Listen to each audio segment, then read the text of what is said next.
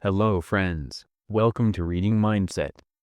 Today, we are going to talk about the book The Art of Letting Go by Nick Trent. Understanding oneself and relinquishing control is a profound yet incredibly empowering experience. When we truly know ourselves, we realize what we can and cannot control. Often, we cling to past pains, unfulfilled expectations, and rigid self-identities, which only bring us more suffering and stress. But when we learn to let go, a newfound sense of freedom emerges. Human nature makes us want to control everything. We believe that if we have complete control over every situation, we'll be happy. However, the truth is that it's impossible to control everything in the world. People don't always meet our expectations, circumstances don't go as planned, and things don't turn out the way we imagined. If we let ourselves get upset every time this happens and keep blaming ourselves, it will harm our mental health. Instead, if we accept that some things are beyond our control and simply let them go, our lives can become much easier and happier.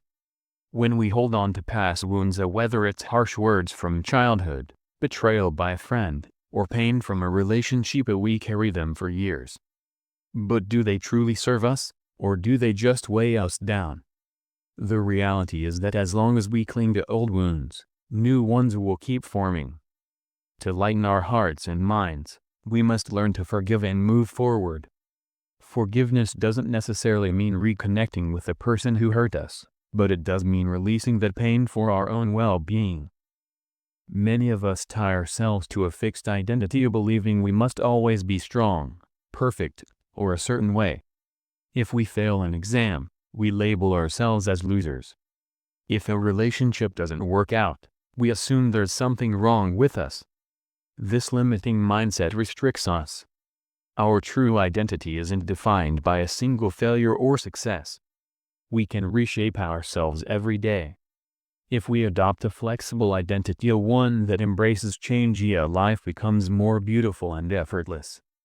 The best way to understand ourselves is to observe our emotions. What makes us happy? What saddens us? When we're angry, is there an unfulfilled desire beneath it? Reflecting on these questions helps us know ourselves better.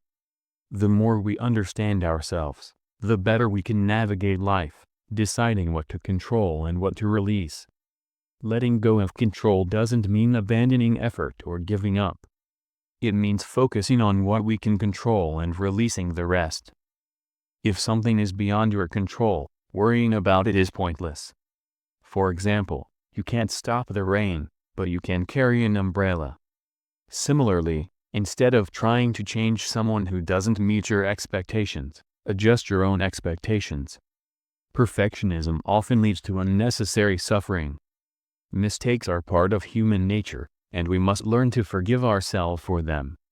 If we constantly berate ourselves for every flaw, we'll never reach our full potential. Self-awareness and letting go hand in hand. When you understand yourself deeply, you recognize what truly matters and what's just a burden. The biggest obstacles in our lives are often our own thoughts and emotions. We get tangled in labeling them as good or bad. But what if we observe them without judgment? This practice, called non-judgmental observation, helps cultivate a calmer, clearer, and more balanced mind. Imagine sitting by a river, watching leaves, flowers, and debris float by. If you try to grab everything, you'll only exhaust yourself. But if you simply observe, you remain at peace. Similarly, when thoughts or emotions arise, let them pass without labeling or holding on to them. Techniques for non-judgmental observation: mindful breathing, focus on your breath without judgment. Journaling, write down your thoughts and emotions to process them. Nature observation, observe nature without labeling, watch the sky, trees, or birds. Meditation, spend 10–15 minutes daily observing thoughts without attachment.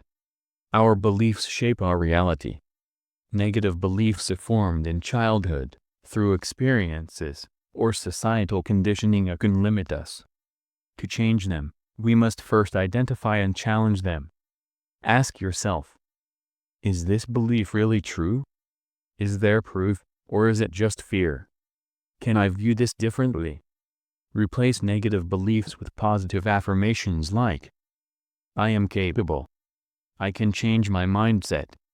I trust myself. Brain dumping.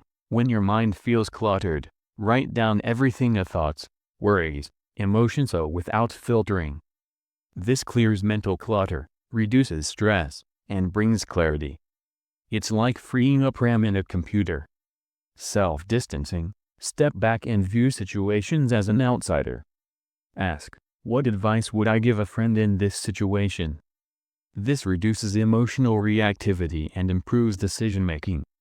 Perfectionism versus excellence. Perfection is an illusion. Excellence is achievable. Focus on progress, not flawlessness. Mistakes are learning opportunities, not failures. Final thoughts. Letting go isn't about giving up, it's about freeing yourself from unnecessary burdens. When you release control, forgive past hurts, and embrace imperfection, you create space for growth, peace, and happiness. So, the next time a negative thought arises, challenge it. Observe it without judgment. And remember, true freedom comes from understanding yourself and letting go of what no longer serves you. Thank you for listening to today's book summary. Let us know in the comments how you liked it.